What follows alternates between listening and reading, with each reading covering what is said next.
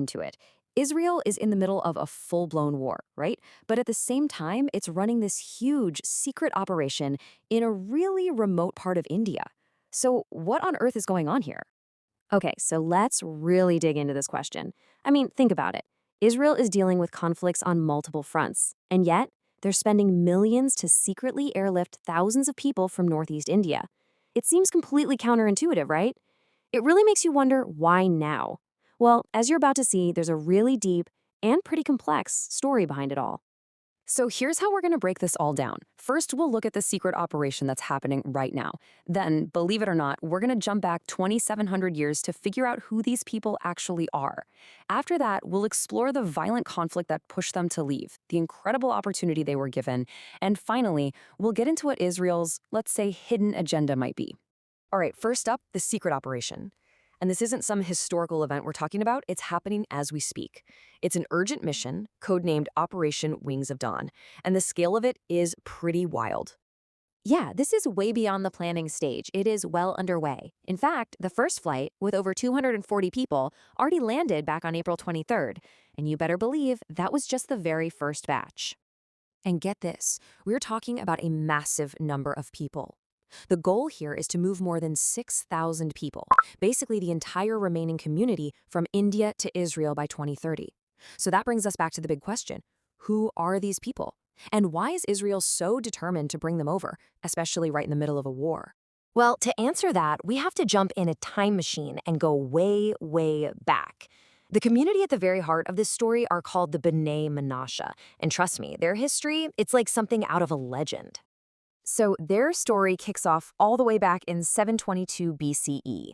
They were exiled from ancient Israel, and from there they began this incredible centuries-long trek through Persia, Afghanistan, Tibet, before finally settling down in the remote hills of India. And here's the kicker. It took until 2005, just recently in the grand scheme of things, for Israel's chief rabbi to officially say, yes, these people are descendants of ancient Israelites. And you know, their identity is baked right into their name.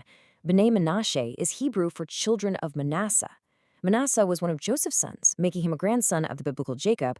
So according to their tradition, this makes them one of the legendary 10 lost tribes of Israel, the ones that were scattered almost 3,000 years ago.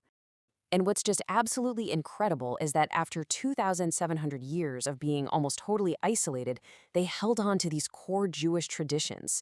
I'm talking strict observance of the Sabbath, following kosher dietary laws, building their own synagogues, using ritual baths, all of these fundamental practices of Judaism perfectly preserved for centuries in the hills of India.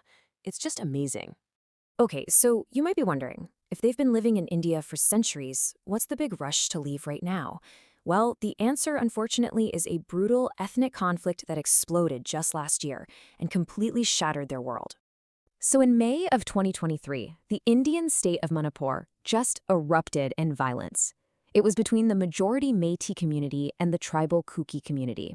And the Bnei Menashe, because they have ethnic ties to the Kuki, got caught right in the middle of the crossfire. Suddenly their homes, their safety, their entire way of life, it was all under threat.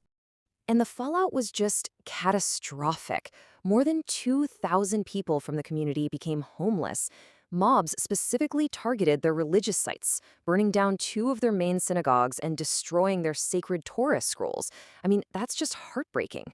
One young community member was even killed. For them, this was the ultimate signal. Their future in India just wasn't safe anymore. So here they are, their lives totally upended, many living in relief camps. And that's when Israel steps in.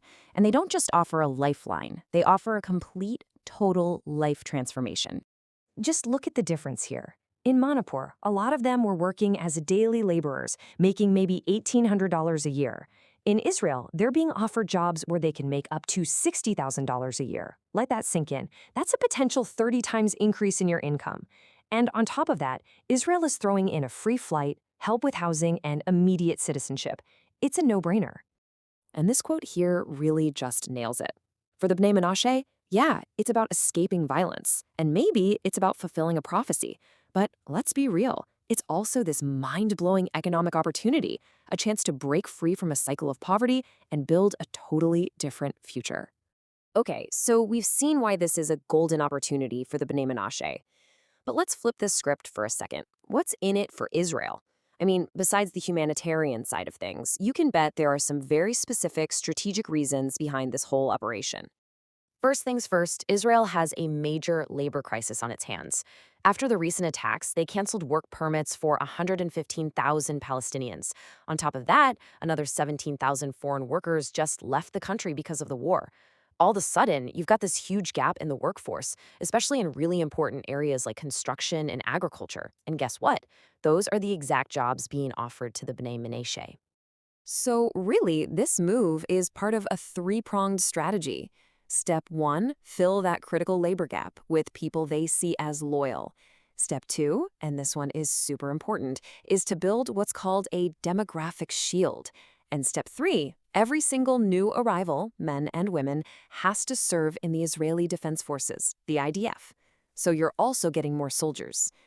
And you have to look at where they're being settled. This is so critical. They aren't moving to safe cities like Tel Aviv. No, a lot of them are being sent to high-risk areas, like up in the Galilee region, right near the tense border with Lebanon. The strategy seems to be to settle them there, to act as a buffer, to increase the Jewish population in these areas, and help solidify Israel's presence on these contested borders. So when you look at this whole story, it leaves us with this one big, fascinating question. Is this the fulfillment of a divine 2,700-year-old promise, the gathering of a lost tribe? Or is it a pretty calculated modern-day strategic move, using a loyal community as a piece in a much larger geopolitical puzzle? And the truth? Well, the answer is probably it's a little bit of both.